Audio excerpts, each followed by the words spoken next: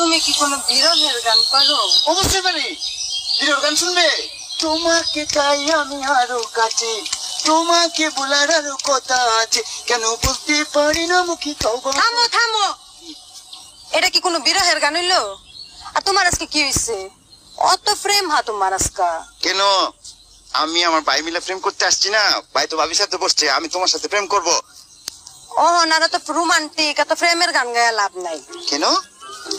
কারণ আজকা থেকে হ্যাঁ। এই মুহূর্ত থেকে তোমার সব কিছু, সব গান বিরহের হয়ে যাবে। এই যে গাইলাম তো একটু আগে, তোমার জন্য একটা বিরহের গান গাইলাম না, তোমাকে চাই আমি আরো কাছে। এটা কি বিরহের গান?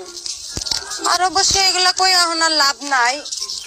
ঘটনাটা শোনার পরে তোমার সব কিছু, সব রোমান্টিক গান বিরহের মতোই লাগবে।